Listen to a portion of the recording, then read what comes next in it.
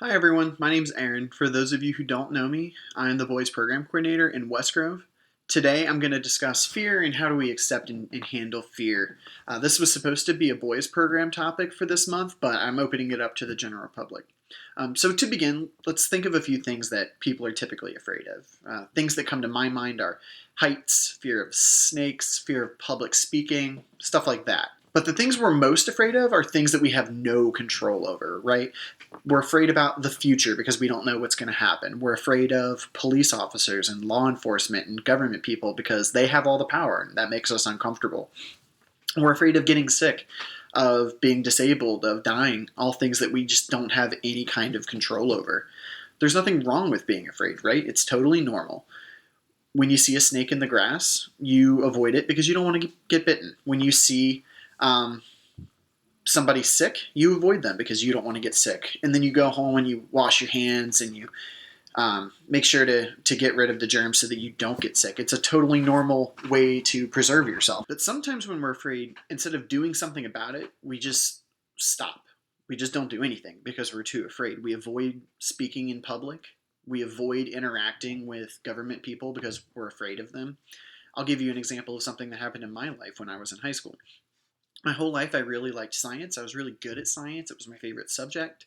But my freshman year of high school, I took a biology class and I failed all my tests, really struggled with lab reports, and I gave up. I said, I can't handle this. I'm just going to try to get a D and get through the year. What I should have done is gone to the teacher. I should have asked that teacher for help. I should have asked for a tutor. I should have gone to some of my friends who were in the class with me and asked them to help explain things maybe in a different way.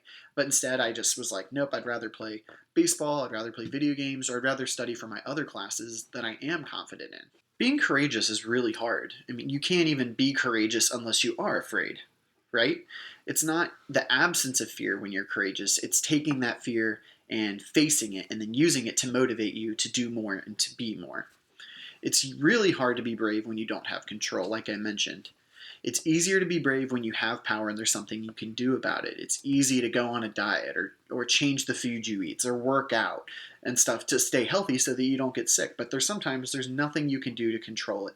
And right now is a really good instance of that. The whole world is a little bit anxious, a little bit worried, a little uncertain about what's going on. There's nothing I can do to change that. There's nothing you can do to change that. But that doesn't change the fact that we can't just be sheltered and we can't just be afraid. Lao Tzu said that being loved deeply gives you strength, but loving others deeply gives you courage. There's a lot of people in your life that are loving you deeply. Your parents are working hard. They are doing everything they can to give you the tools and the resources to be the best version of yourself that you can be. The garage, that's what we aim to do, is to love you in a way that we give you the skills and tools you need to be successful. Even your teachers, when it doesn't feel that way. They want you to be the best version of you. We are all trying to make you successful and trying to show you love. We want you to be strong. Now it's your turn to be courageous. This week, find some ways to be courageous. How are you being brave, especially in these scary times? How are you loving others? Comment below what you're doing this week to be courageous. And as always, the garage is here to help. If you need anything, please let us know so we can help.